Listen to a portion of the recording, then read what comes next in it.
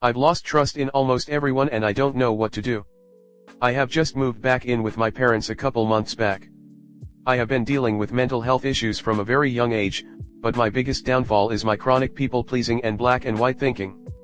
I have always been a people pleaser, and with this I have always been so critical of my personality.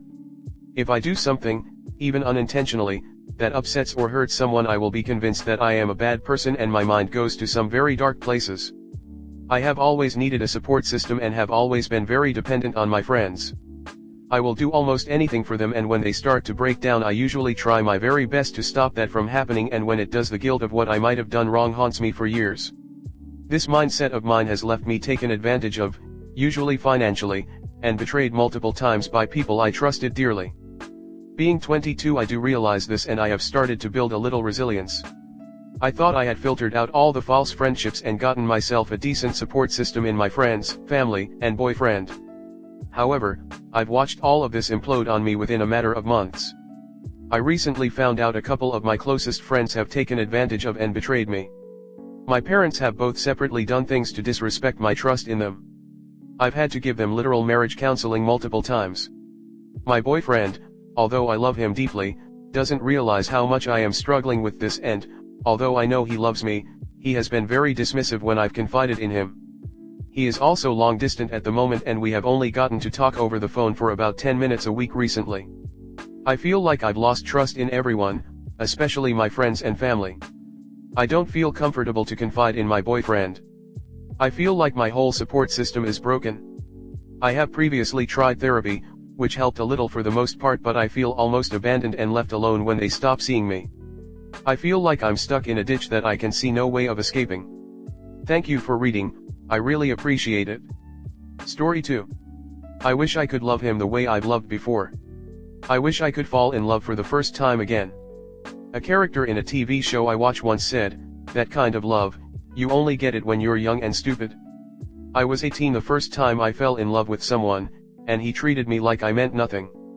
For 3 years I gave him absolutely everything I had, and all he did was take while making empty promises. Every time he hurt me, I talked in circles and communicated my feelings until I was blue in the face, hoping that it would make him understand me and try to fix things. He always said he'd try, but never would.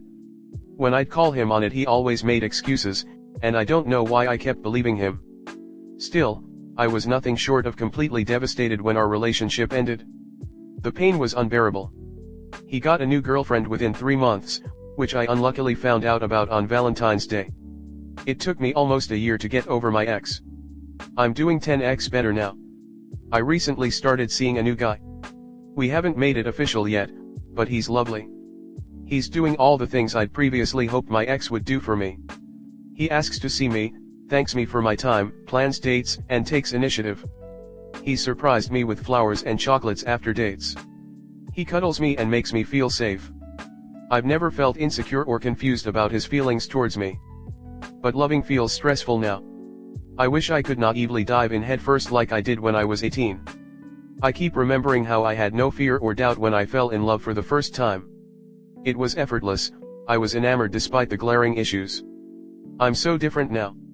I overanalyze everything and constantly wonder if the things the guy I'm seeing does are normal or red flags. It feels like I'm subconsciously trying to find reasons we won't work out. I'm driving myself insane.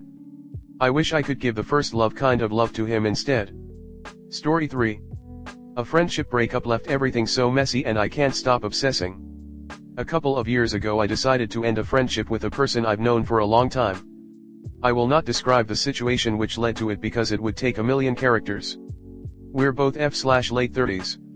I was never too thrilled with our friendship to begin with, but when she did something really insulting and petty, I decided I was done.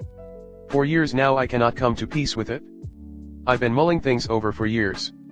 I have all these different feelings all at once. I feel sad about how things turn out and I don't hate her, but there is no way I can go back to being friends with her. I'm so mad, but I feel guilty that I'm mad. She has her own issues which she projects on other people, so I feel bad for her because she's insecure.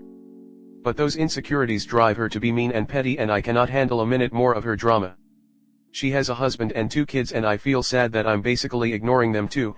It makes me feel evil. Sad face, So it's like a mini nightmare. I know for sure I can't be friends with that person, but so much ugliness has arisen from the whole situation.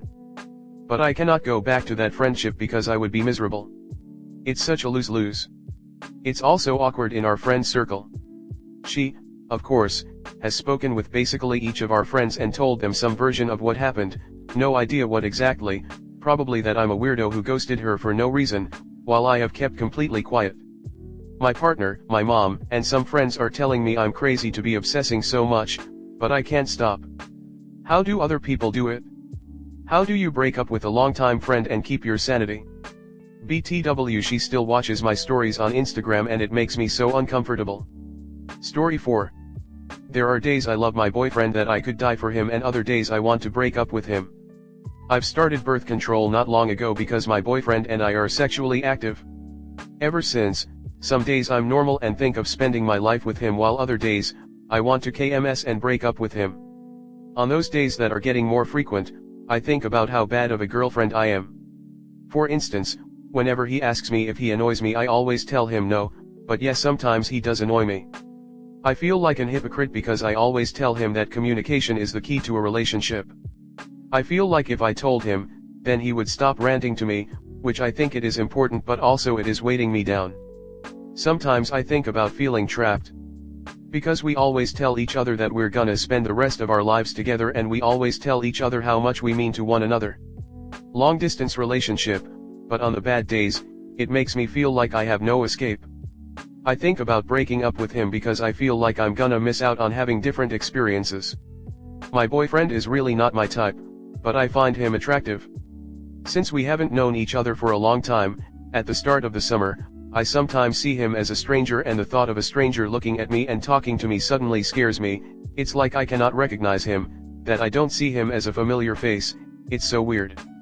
The first time I met his family, I went to the bathroom and cried because I wasn't used to talking to very social people and it was overwhelming. My first thought was to get through it and then I would break up with him. The whole night he just spent the time watching TV, and it was very frustrating because here I was in a very new setting with people that are literally strangers to me, making uncomfortable jokes, and him not trying to make me feel less lonely or cared for. I'm soon gonna be meeting his friends and it scares me because when he called me drunk the other day, he seemed so different from what he shows me of himself, and I am scared that the same situation will unfold. Lastly, moving to my home country has always been a goal and something that I will do anything make it happen in the future, but whenever I ask him if he would like to come with me, he's always reluctant and doesn't like to hear me speak my native language when I'm with him. It breaks my heart because it is something very important to me, and even if I tell him that it won't be permanent, he doesn't seem to like the idea. Story 5. I feel like my girlfriend doesn't want me to meet her family and it's starting to hurt. Girlfriend and I have been together 4 years. I have never once met her family, but I have met her friends. I come from the foster system, so I don't have any family to introduce her to. I'm smart, have a well-paying job, am college educated, care for myself and pay all my expenses on my own. I also spoil her from time to time too. We're both white Americans, so there is no cultural reason for this other than her family is higher class than I am. We just moved in together a few months ago and things are great, but again have not met her family. She is super close with them too and always speaks highly of them, visits them way more often than most people do despite them living a few hours away. I'm her longest relationship ever too, and still nothing. She introduced her ex to them after just 6 months and they only dated a year and a half, and this ex was unemployed, a slob, and practically mooching off of her. I just don't get it. Every time the subject comes up she just dismisses it. About a year ago, when I had been in a bad depressive slump for a little while, she went full mask off and said she didn't want her family to meet me because she was scared I'd embarrass her and that they wouldn't like me. That hurt, but we made up and I cleaned up my act and I've done a lot better. Anyways, this is all coming to a head because her parents finally demanded they meet me after her younger brother introduced his girlfriend of 2 months to them. She finally relented and it's happening next week, but every time the subject comes up she says things like I couldn't put this off any longer, sorry, and it's for my mom. And it just really hurts. Other than this, our relationship is perfect, but I really can't understand why I'm being treated this way when it comes to this. I want to confront her about these comments, but need help on how to bring this up and what to say. Story 6. I'm so conflicted on how I feel about my dad's side of my family. Because of a lot, and I truly mean a lot of arguments and fights, most of which were one-sided and just him trying to tell me how to act and feel, I've had with my dad over the past year, we mutually decided it was best if we cut each other off for a while. I didn't grow up with my dad. Due to some circumstances surrounding his life, he was absent for the first few years of me growing up.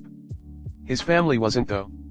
I only started regularly seeing him every weekend once I started to approach double-digit age, and because of that, the moment I gave him an inch of control of my life when I became an adult, he chose to take a mile. Anyways, I used to visit his place every weekend because he wanted quality time with me. None of this was ever agreed in a court, as I don't believe he has legal custody of me and I'm no longer a minor, so it doesn't matter anyways. But I used to visit every weekend, and see my wonderful stepbrother and his mom, my grandmother, whose house it is they live in, and every now and then his oldest sister, my aunt, would drop by too. My grandma called me the other day asking why I haven't visited, and I was shocked to learn my dad didn't tell her, or apparently anyone, because today my aunt called and asked me the same question. My grandma is worried if I'm eating enough and if I have money. I answered kinda, as I am job hunting RN, but she usually gives me allowance, and my aunt told me a gift she prepared for me arrived and was wondering when they would get to see me next. Anyways, I just miss everyone on his side of the family except him RN, but he was really emotionally toxic and draining to me, so I really don't want to deal with him.